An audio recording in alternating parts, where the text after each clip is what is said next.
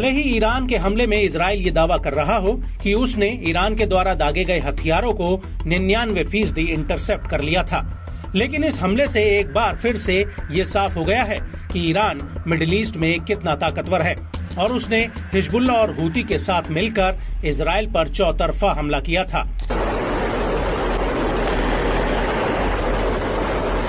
Iran का दावा है कि उसने इजराइल पर 300 से ज्यादा रॉकेट्स, ड्रोन और मिसाइलें दागी थी।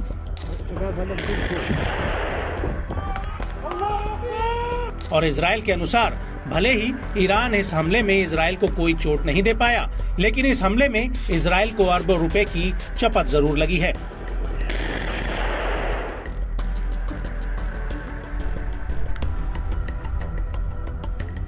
ये बात हम नहीं कह रहे, बल्कि खुद इजरायली सेना के एक बड़े ब्रिगेडियर जनरल रीम अमीनोज ने इजरायली येनेट न्यूज से कही है। अमीनोज का कहना है इंटरसेप्टर्स, जेट फ्यूल और ईरान के ड्रोन्स और मिसाइलों को मार गिराने के लिए अन्य सैन्य सामान की लागत करीब 1.6 अरब डॉलर से 1.33 अरब डॉलर तक आई है। और बड़ी बात यह है कि इस लागत में अमेरिका और सैन्य सहयोगी देशों द्वारा इस्तेमाल किए गए हथियारों पर आए खर्च को जोड़ा नहीं गया है। आपको बता दें कि brigadier general Reem Aminoach Israeli defence force के पूर्व वित्त सलाहकार रह चुके हैं।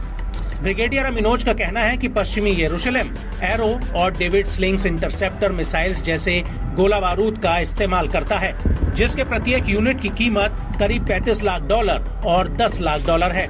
इसके अलावा इस खर्चे में लड़ाकू जेट्स द्वारा ड्रोन और मिसाइलों को मार गिराने पर आने वाला खर्च भी शामिल है।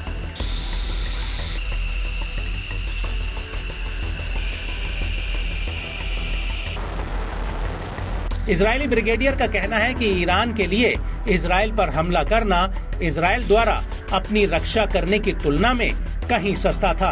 ब्रिगेडियर अमीनोज ने कहा कि इजराइल को अपनी रक्षा करने में आए कुल खर्च की तुलना में ईरान के लिए हमला करना 10% कम खर्चीला था। भविष्य में वर्षों, 2 वर्षों या 5 वर्षों में वो इस तरह के 50 हमले कर सकते हैं। और यदि आईडीएफ का 2023 में कुल बजट 60 अरब शेकेल्स था, जो उसके दोगुने से भी कम होने पर आपके पास ऐसे हालातों में पहुंचने का कोई मौका नहीं है। जी हाँ, जहां हम जरूरी रकम को बनाए रख सकें।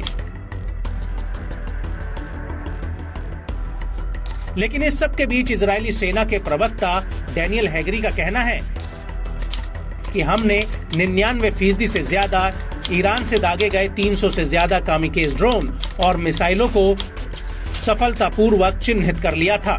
सभी ड्रोन्स और क्रूज मिसाइलों को मार गिराया गया। जो विस्फोटक निवातीम एयरबेस पर गिरे थे, उनसे सिर्फ इंफ्रास्ट्रक्चर को मामूली नुकसान हुआ है। हालांकि इजरायली मीडिया ने इन हमलों को लेकर एक रिपोर्ट जरूर दी है, जिसमें कहा गया है कि दक्षिणी इजराइल में ईरान के हमलों में एक 10 साल की बच्ची जरूर घायल हुई है, जो अपने घर के भीतर सो रही थी।